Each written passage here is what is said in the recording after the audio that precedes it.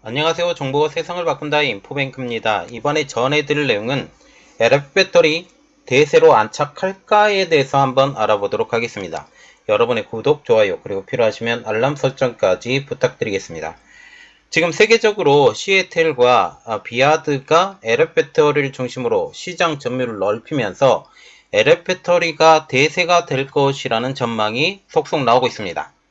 3원계 배터리에 비해서 성능은 낮지만 저렴하기 때문에 저가형 차량을 중심으로 사용하고 있기 때문에 그 영역들이 확장되고 있는 것이죠. LF 배터리를 중심으로 점유율을 높여오자 한국의 K배터리 회사인 LG에너지솔루션, SK온, 삼성 SDI는 LF 배터리 사업 진출을 준비하고 있지만 아직까지 저장용 장치인 ESS에 사용한다 하고 있습니다. 이제 관심은 과연 LF 배터리가 향후 대세로 안착할까라는 점입니다. 이것에 대해서 한번 알아보도록 하겠습니다. 자, 그래서 이번에 알아볼 내용은 LF 배터리 대세로 안착할까입니다. 결론적으로 말하면 중국 배터리 기업과 LF 배터리가 시장에서 대세가 되기엔 어렵다라는 의견이 많습니다. 세계 시장에서 디리스킹을 외치며 중국을 견제하고 있고 또 현재와 같은 가격 경쟁을 유지하기 어렵다라고 말하고 있기 때문이죠. 미국에서는 IRA 법안을 통해서 중국을 견제하고 까고 있으며 유럽에서는 배터리 재활용을 골자로 하는 친환경 조건을 요구하고 있기 때문에 중국 기업들이 현지에서 배터리 사업을 영위하기에는 쉽지 않다라는 이야기입니다. 자, 그래서 첫 번째 알아볼 내용, 미국의 견제입니다. 21일 로이터 통신은 미 하원 세입위원회와 중국 공산당 특별위원회는 포드의 시애틀 합작 배터리 공장 문제를 조사 중이라 밝혔습니다. 지난 2월 포드는 시애틀과 합작해 미국 미시간주에 배터리 공장 건설을 발표했었죠. 투자액은 35억 달러, 한국 돈으로 약 4조 4,957억 원으로 전부 포드가 부담해 포드 100% 자회사라는 논리로 빠져나가려고 한 것입니다. 결국 시애틀과 같은 경우는 기술 지원하고 기술 이전료만 받겠다라고 얘기를 한 것이죠.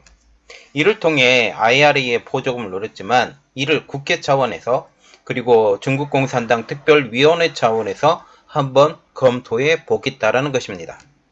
여기에 공화당 루비오 상원의원은 바이든 행정부에 이 거래를 조사하고 시애틀 기술을 사용하여 생산된 전기차에 대한 소비자 세금 공제를 금지하는 법안을 발의했습니다. 이는 향후 지금 테슬라의 전기차까지 문제가 될 수 있는 부분이다 라고 생각을 하게 되는 거죠. 또 두 번째, 유럽. LF 배터리의 가격이 저렴할 수 있었던 이유는 중국 내에서 자체적으로 원료를 공급해 생산했기 때문입니다. 원료를 조달하는 비용이 들지 않기 때문에 저렴한 가격에 배터리를 생산할 수 있었죠. 그래서 일반 3원계 배터리보다 30% 더 저렴한 배터리가 LF 배터리라고 지금 얘기가 나오고 있습니다. 그러나 유럽에서는 배터리 설계에서 생산, 폐 배터리의 관리에 대한 포괄적 규제를 담은 법을 승인을 했습니다. 최근. 배터리법은 EU 시장에서 판매되고 있는 휴대전화를 비롯해서 전기차 등 산업용에 이르기까지 업계 전반에 걸쳐 배터리의 생애 주기를 관리하고 친환경성을 강화하기 위한 규제입니다. 자, 이게 중국 EU의 배터리법의 주요 내용인데 우리가 여기서 정말 중요시 봐야 되는 것은 바로 이 부분입니다. 어떤 부분이냐? 재활용 비중, 그리고 폐 배터리의 수거 강화. 자, 지금 LMT 배터리와 같은 경우 2028년부터 51% 그리고 31년부터 61% 수거를 해야 되고 효댕 배터리는 이런 것을 보면 되고요. 배터리 재활용 비중을 보면 8년 후와 13년 후가 조금 다른데 코발트와 같은 경우는 16%에서 26%로 리튬 6%에서 12%, 납, 니켈. 그래서 LF 배터리와 같은 경우는 결국 리튬의 재활용률을 사용을 하고 또 수거도 많이 해야 된다. 이 두 부분을 한번 봐야 되는 거죠. 또한 탄소 발자국도 있고 핵심 관련의 수거를 보면 또 이렇게 나와 있죠. 폐배터리를 장려하기 위해서 수거 비중이 리튬은 50%에서 80%로 코발트, 구린, 납, 니켈이 90에서 95% 정도까지 돼야 된다라고 지금 이렇게 이야기를 하고 있습니다. 또한 2023년까지 EU 배터리 공급망 자립 목표도 발표했는데 지금 배터리 같은 경우는 지금 광물, 배터리 셀과 같은 경우는 2027년까지 100%를 EU 영내에서 생산해야 된다. 그리고 양극재 67%, 그리고 정제, 리튬의 정제는 50% 이상. 그래서 중국에서 정제 안 되고 다 EU로 갖고 와서 정제해서 여기서 생산해라 라고 얘기를 하고 있기 때문에 중국 기업들이 다 지금 유럽으로 들어오고 있다라고 보고 있죠. 그리고 탄소 발자국, 재활용 사무 의무, 그리고 공급망 실사, 배터리 요건, 이 모든 것들이 다 포함이 되는 것입니다. 특히 LF 배터리는 재활용 측면에서 삼원계 배터리보다 단점이 많습니다. LF 배터리는 재활용을 할 때 수익이 오히려 마이너스가 되는 것을 알 수가 있죠. 유럽의 폐배터리 재활용 업체인 유미코아의 마크 그린버그 CEO는 금속값이 저렴할수록 재활용을 위해 투입하는 비용이 높아진다 라고 얘기하면서 LF 배터리도 삼원거리 배터리에 비해 재활용하기 어렵다라고 말했습니다. 그래서 결국 LF 배터리의 재활용이 어렵다라는 것은 결국 이것은 다 버려야 되는 입장이기 때문에 지금 LF 배터리가 유럽에서 대중화되기는 현재는 괜찮지만 시간이 한 6, 7년 지나고 이 시간이 지나면 어려워질 것이다 라고 얘기가 나온 거죠. 이번 법안에서 2030년까지 유럽 내에서 배터리를 생산한 기업은 니켈의 7%, 리튬의 6%를 재활용하는 것을 명시했습니다. 이 말은 LF 배터리도 재활용 소재를 사용해야 된다라는 것이죠. 자, 지금 리튬 이온 배터리예요. 그래서 리튬을 무조건 재활용해야 되고 LFP라고 지금 나와 있는데 L은 리튬, F는 철이죠. 그리고 P는 인입니다.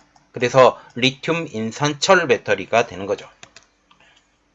한 국내 배터리 시장 전문가는 LF 배터리가 재활용 측면에서도 삼원계 배터리에 비해 여류에 있다. 금속 추출이 어려운 데다가 채산성이 나오지 않아 기존에 비해 강점을 있다고 보기에는 어렵다라고 설명을 했습니다. SNE 리서치에 따르면 배터리 종류당 킬로와트 시당, 종류별 킬로와트 시당 금속 가치는 NCM811과 같은 경우는 68달러, NCA가 71달러입니다. 그러나 LF 배터리는 킬로와트 시당 금속 가치가 지금 45달러에 불과하고 만약 LF 배터리가 킬로와트 시당 금속 가치가 25달러 미만으로 떨어지게 되면 이것은 완전히 사용할 수 없게 되는 거죠. 지금 리튬이 점차적으로 많이 여러 곳에서 생산하고 있기 때문에 하얀 금속, 하얀 다이아몬드, 백색 다이아몬드라고 지금 불리고 있지만 지금 이것이 어떻게 될 수 있는지 지금 모르겠습니다.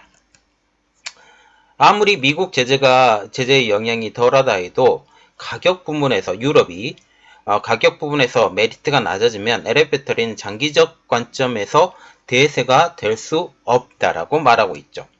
자, 우리가 봐야 될 것은 이겁니다. LF 배터리가 장기적으로 대세가 될 수 있느냐? 지금 저가용 차량에 대해서 지금 LF 배터리를 만들고 있지만 탑재를 하고 있지만 고출력을 낼 수 없기 때문에 고출력 차량에는 무조건 삼원계 배터리를 사용할 수밖에 없고 이 삼원계 배터리를 사용할 수밖에 없다라는 이유는 우리가 다 잘 알고 있죠. 그러나 LF 배터리 같은 경우는 이제 사람들에게 대중화할 수 있는 그 대중 모델 이것을 LF 배터리로 사용을 해야 되는데 결국 재활용 비율이 이제 도구로 사용되고 있죠. 이 때문에 중국이 삼원계 배터리가 다 그 기술적인 문제가 있기 때문에 지금 들어오지 못하고 있는 상황인데 이것이 과연 중국의 전기차 발전에 도움이 될 것이냐 이것까지 우리가 생각을 해야 된다라는 거죠. 저는 개인적으로는 장기적으로 우리나라도 전부 다 3원 배터리를 써야 되고 LF 배터리는 저가용으로 쓸 수는 있지만 재활용 측면에서는 꽝이다 라고 보면 되고, 이러한 여러 가지 측면으로 볼 때 절대로 지금 이러한 것까지 다 계산을 하면 3원계 배터리가 지금 LF 배터리보다 훨씬 더 나은 이러한 상황이 될 수 있다. 가격 측면에서 이런 이야기가 나오고 있습니다. 자, 이번 내용은 여기까지 했고요. 저희 내용이 여러분들에게 도움이 됐다고 생각을 하시면 구독, 좋아요, 그리고 필요하시면 알람 설정까지 부탁드리겠습니다. 감사합니다.